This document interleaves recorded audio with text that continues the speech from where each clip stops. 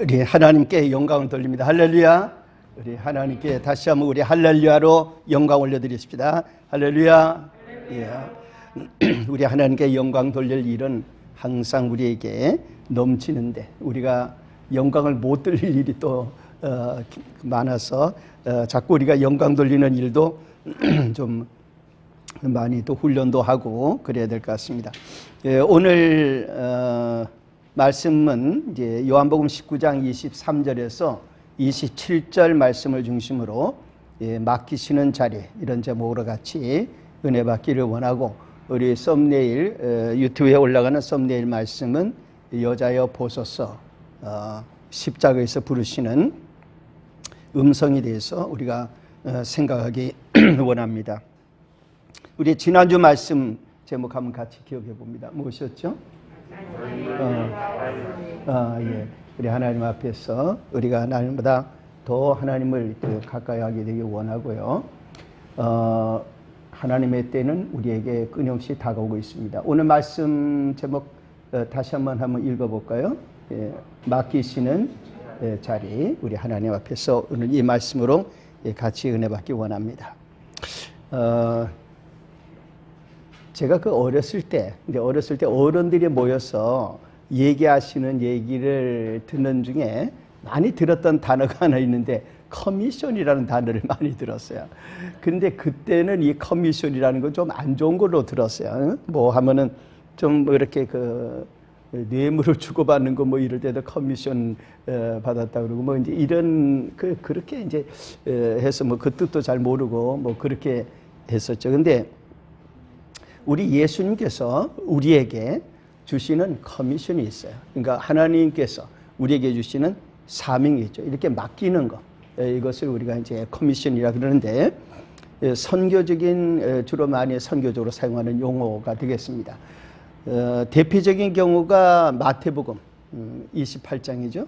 마태복음 28장 18절에서 20절에 있는 말씀을 하나님의 예수 그리스도의 아주 위대한, 아주 큰 이제 사명이다. 그래서 그것을 이제 The Great Commission 또는 Great Command 이렇게도 부르는데, 이제 이거는 요한복음 3장 16절을 하고 마태복음 28장을 놓고 뭐 이쪽을 뭐 커미션이라고 그러고 또는 이쪽을 또 커맨드라고 이렇게 영어로 표현하는 것이 있지만은 그것을 좀 넘어서 하여튼 이 마태복음 28장의 말씀이나 또 요한복음 3장의 말씀이나 어디의 말씀이든지 우리에게 주시는 하나님의 큰 아주 사명, 맡기시는 일이 있단 말이죠. 그런 어떤 위대한 사명 부여가 우리에게 있습니다. 예수님께서 부활하시고 나서 이제 승천하시기 전에 이 말씀을 하셨는데, 이 말씀은 예수님께서 우리에게 유언같이 주신 말씀이기 때문에 특히 선교하는 사람들에게는 굉장히 중요한 말씀이라고 할 수 있죠. 하늘과 땅의 모든 권세를 하나님 아버지께서 예수님께 주셨다. 또 예수님께서 이제 제자들에게 또 그 권세를 통해서 일하는 이제 뒷받침을 하시면서 말씀을 주신 것이, 너희는 가서 모든 민족을 제자로 삼아라. 모든 민족을 제자로 삼아라. 아버지와 아들과 성령 이름으로 세례를 베풀라. 내가 너희에게 분부한 모든 것을 가르쳐 지키게 하라. 모든 것을 가르쳐 지키게 하라. 그러니까 이 말씀에 있어서 제자를 삼는다. 이것이 굉장히 중요한 사명을 우리에게 맡겨주시는 것이죠.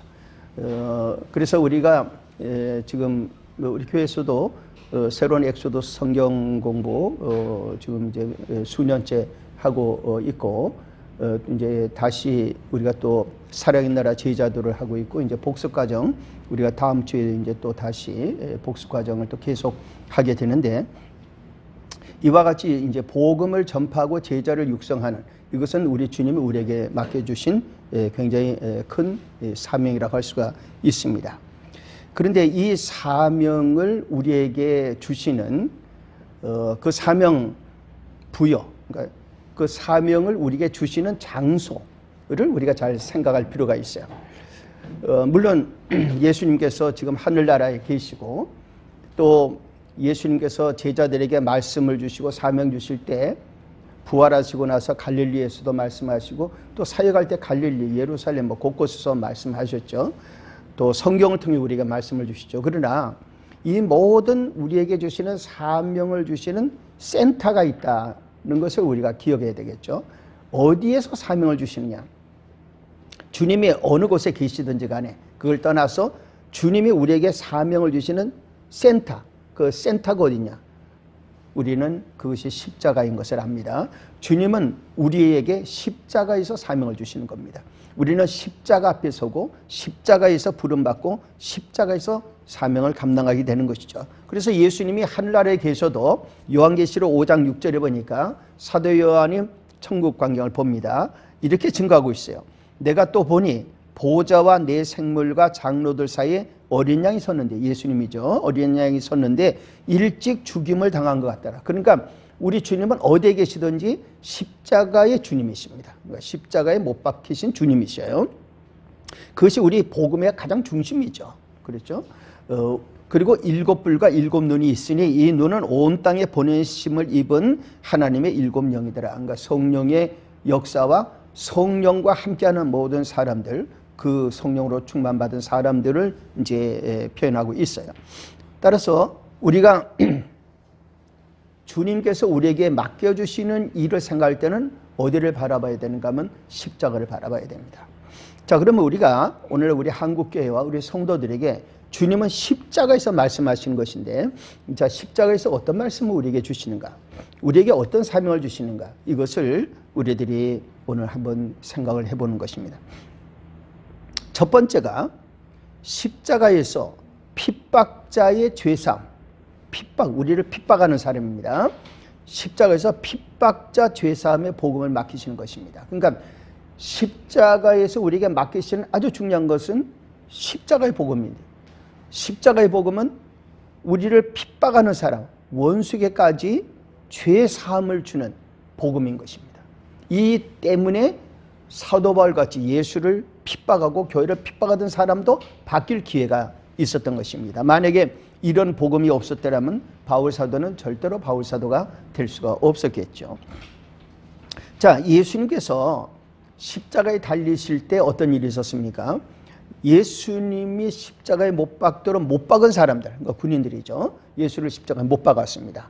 그래 놓고는 지금 얼마나 그 못 박혔을 때 고통이 얼마나 크시겠어요? 그렇게 한 분은 지금 고통 가운데, 아무 죄 없는 분이 고통 가운데 지금 죽어가는데 예수님이 입으셨던 옷, 그중에 속옷 같은 것을 통으로 자기들이 이제 제비 뽑아서 나눠 가지려고 제비를 뽑고 있는 것입니다.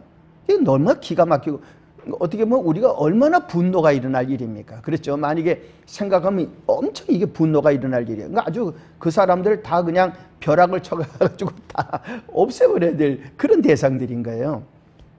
더군다나 예수님 십자가 앞에서 그런 일을 하고 있는 거예요. 그래서 오늘 성경에 보니까 23절, 24절 이렇게 말씀하고 있어요. 군인들이 예수를 십자가에 못 박고, 군인들이 못 박았어요. 그의 옷을 취하여 네 깃에 나눠 각각 한 깃씩 얻고, 이건 겉옷을 그렇게 했습니다. 그리고 속옷도 취하니 이 속옷은 호지 아니고 위에서부터 통으로 짠 것이라. 그러니까 통으로 짠 이것은 군인들이 자, 이건 찢지 말고 누가 얻나 제비 뽑자, 이렇게 한 겁니다. 그렇게 하고 그들은 성경의 예언대로 내 옷을 나누고 내 옷을 제비 뽑나이다 한 것을 응하게 하려고 이렇게 했다. 그리고 성경은 뭐라고 딱 기록했는가 하면 군인들은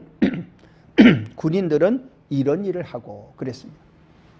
그러니까 정말 어떻게 보면 벌받아 마땅한 이런 일을 했다는 것입니다. 그렇죠? 그런데 누가복음 23장 34절을 보니까 이런 광경을 다 보시는 예수님께서 기도를 하십니다. 십자가에서. 이에 예수께서 가라사대 아버지여 저희를 위하여 저희를 사하여 주옵소서. 저희를 사하여 주옵소서. 지금 예수님이 고통 가운데 너무 지금 괴로운 마음으로 기도하는 겁니다. 그런데도 아버지여 저희를 사하여 주옵소서. 자기의 하는 것을 알지 못함이니이다 하시더라. 저희가 그의 옷을 나눠 제비 뽑았다 그랬습니다. 그러니까 지금 예수님께서 십자가에서 기도하시는데 기도를 가만히 보면요, 이 기도에 여유를 주는 것입니다. 즉 예수님을 십자가에 못 박은 군인들이 그리고 그의 옷을 지금 쪼개가지고 찢어가지고 나눠갖고 또 이제 통으로 된 것은 제비 뽑아서 나눠가는 이런 지금 어떻게 보면 아주 악한 일을 하는 이 사람들이 구원받을 기회를 주님이 만들고 계시다는 거예요. 굉장한 일입니다. 저희를 사하여 주옵소서. 뭐라고 말씀하는가 하면 자기 하는 것을 알지 못함이니이다. 왜 알지 못합니까? 이 사람들이 예수 못 박으면서 예수를 몰랐을까요? 이 군인들이 말이죠. 예수의 옷을 뺏으면서 이게 누구 것인지 몰랐을까요? 이게 지금 남의 것을 탈취해가지고 나누는 거 그거 다 아는 거죠. 그런데 우리 주님은 저들이 몰라서 저럽니다. 그런 게 몰라서. 뭘 모를까요?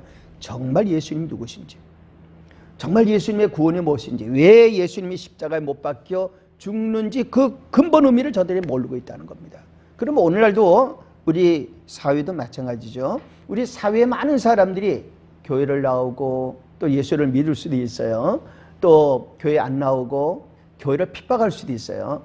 이런 사람들에 대해서 우리 한국교회가 여유를 줘야 됩니다. 여전히 어떻게 보면 너무나 용서가 안 될 사람들이 많아요. 그렇지만은 저들이 저렇게 하는 것은 자기가 지금 뭘 하는지 모르고 있어서 그렇습니다라고 말해줘야 된다는 거예요. 이게 어려운 겁니다. 우리는 따져서 캐고 들어가서 네가 왜 몰라? 너 다 알고 그랬지. 너 그러니까 너는 마땅히 벌을 받아야 돼. 우리는 그렇게 나가야 돼요. 근데 우리 주님의 십자가는 그렇지가 않았다는 거예요. 여기에 십자가에 위대한 힘이 있는 것입니다. 그래서 누가복음 6장 20절에 있는 말씀대로 그러나 너희 듣는 자에게 내가 말하노니 너희 원수를 사랑하며 너희를 미워하는 자를 선대하며 너희를 저주하는 자를 위하여 축복하며 너희를 모욕하는 자를 위하여 기도하라.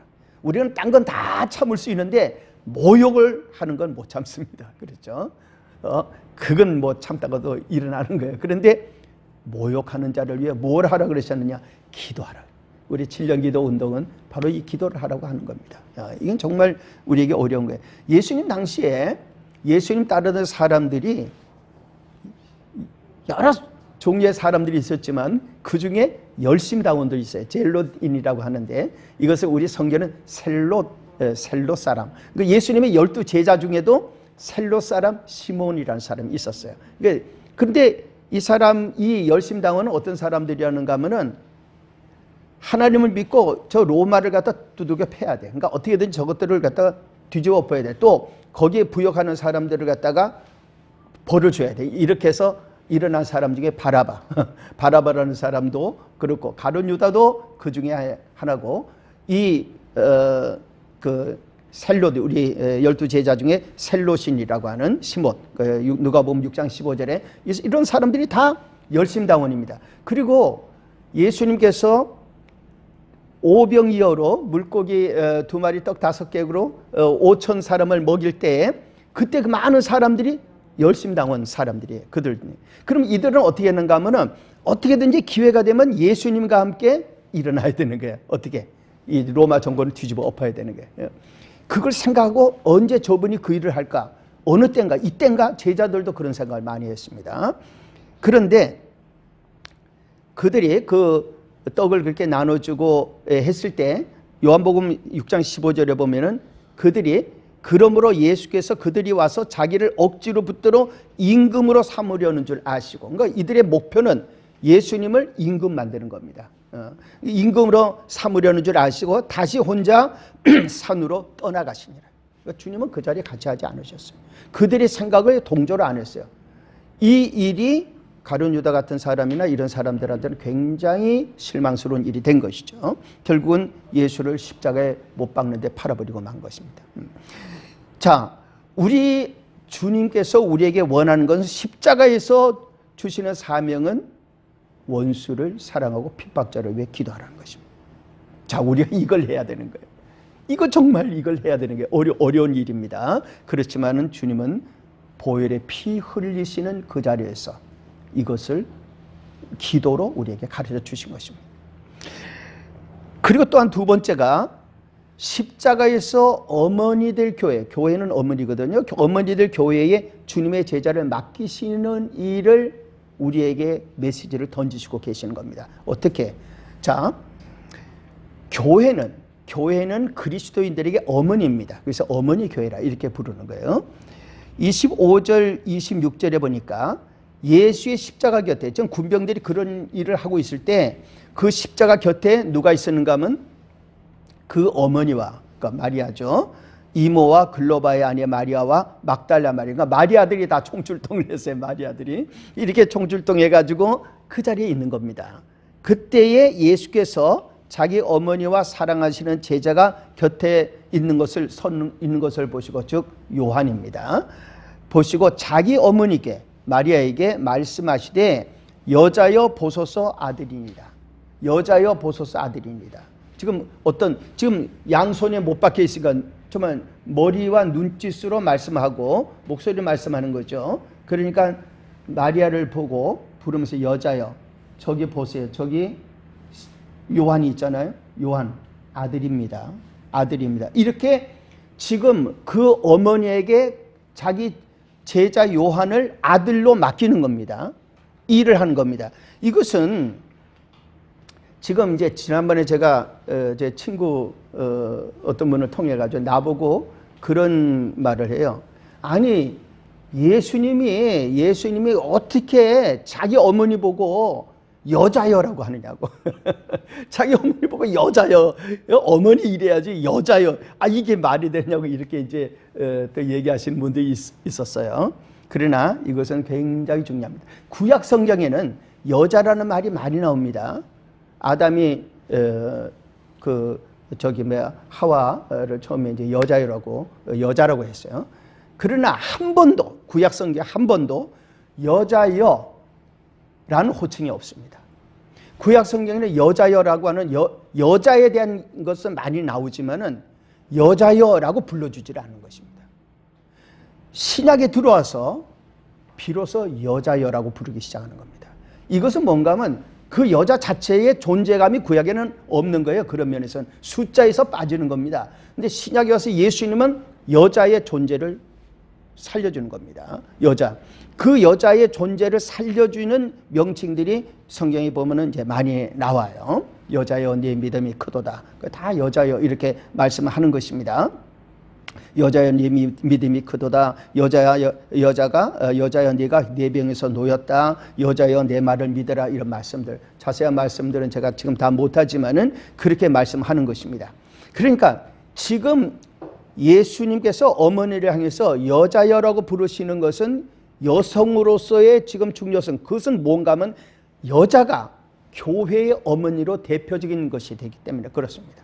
그렇기 때문에 요한계시록 12장 1절에 보면은 교회를 태어나게 하는 그 여인, 그러니까 교회가 교회를 낳는 거예요. 그것이 바로 해를 입은 한 여자로 요한계시록 12장 1절에 그렇게 표현합니다. 그러니까 이 여자라는 것은 그 안에 벌써 교회라고 하는 이름을 그 안에 담고 있는 것입니다. 그러니까 여자야 하는 말 속에. 자, 그러면 우리가 이것이 어떤 의미가 있을까요?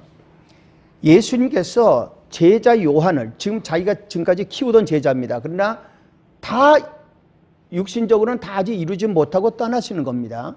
그러면 예수님에 대해서 누구가 제일 잘 알까요? 예수님 태어날 때부터 말씀 받고 태어나서부터 쭉 지금까지 누가 예수님에 대해서 가장 많이 알고 있을까요? 마리아입니다. 마리아입니다. 그 마리아에게 제자를 맡기는 겁니다. 이래서 사도 요한은 마리아의 아들이 되는 거예요. 마리아의 아들이 돼서 그 어머니가 갖고 있는 모든 기억과 모든 것을 다 이제 받게 되는 것입니다. 이것은 다른 말로 하면 교회가, 오늘 우리 교회가 예수님의 제자들을 맡는 거예요. 오늘 우리는 꽃섬 출애굽교회이지만 이 꽃섬 출애굽교회에 우리 성도님들이 와서 주님의 제자로서 맡겨진 겁니다. 한국교회는 많은 목사님, 장로님, 많은 성도들이 주님의 제자로 맡겨진 겁니다. 그 어머니와 같은 교회인 것입니다. 그리고 마지막으로 십자가에서 우리 주님께서는 제자들에게 어머니와 같은 교회를 맡으라고 하시는 것입니다. 자, 27절에 이번에는 예수님께서 요한을 보고 말씀하는 겁니다. 또 그 제자에게 이르시되 보라 내 어머니라. 누가? 마리아가 내 어머니라 하시는데 그때부터 그 제자가 자기 집에 모셨다고 그랬습니다. 자, 요한은 이제 사명을 받았습니다. 무슨 사명을 받았어요? 바로 마리아를 갖다가 어머니로 모실 사명입니다. 마리아를 어머니로 모시는 사명이라는 것은 오늘 우리들에게는 어떤 의미가 있을까요? 우리는 교회를, 한국 교회를 어머니처럼 받들어야 되는 것입니다. 우리 주님의 제자들로 부름받은 우리들이 한국 교회를 우리가 위하지 않으면 누가 위합니까? 한국 교회를 우리가 받들어주지 않으면 어떻게 되겠습니까? 교회의 주의 종들과 성도들과 모든 분들이 교회입니다. 그러면 주의 제자된 사람들, 우리는 사랑직이라고 우리가 사명을 받지만은 우리들의 사명이 뭡니까? 한국교회 위해 기도하고 교회가 품고 있는 민족을 교회 때문에 기도해 주는 겁니다. 왜? 그 안에 구원받을 사람들이 많으니까. 북한 땅에 있는 잃어버린 영혼들, 교회가 품고 있는 것이니까 한국교회를 위해가 기도하며 북한 땅에 교회를 세우자고 기도하는 것입니다. 그렇죠? 이것이 바로 제자들이 어머니 된 교회를 받드는 방법입니다. 우리는 한국교회 품고 기도해야 돼요. 한국교회가 잘 되도록, 한국교회가 부흥하도록, 한국교회가 사명 감당하도록 기도해야 됩니다. 이 모든 사명을 어디서 받습니까? 그것은 바로 십자가에서 받는 거예요. 그러니까 우리가 사명을 받는 자리는 십자가입니다. 주님이 피를 흘리시면서 죽어가시면서 증거해 주시는 그 모든 말씀은 십자가에서 나오는 거예요. 그렇기 때문에 우리 고슴치료교회도 그렇고 우리 한국교회도 이제 7년 동안 우리는 핍박자들을 위해 기도해야 됩니다. 저도 뉴스들 어떤 걸 보면 막 그 자리에서 속이 뒤집어질 그런 뉴스들이 있지만은 기도를 절대로 이기지 못합니다. 절대로 기도를 이기지 못합니다. 세상의 어떤 방법으로 교회에 대해서 억압을 하려고 해도 절대로 기도를 이기지 못합니다. 우리는 하나님의 손을 의지하고 기도하는 것입니다. 할렐루야. 이 7년 동안 한국교회가 기도로 승리하는 모습을 분명히 만민에게 보이게 되기를 예수님의 이름으로 기도드리고 축복합니다. 우리를 인도하시는 하나님 아버지 감사드립니다. 기도를 세상이 절대로 이길 수가 없습니다.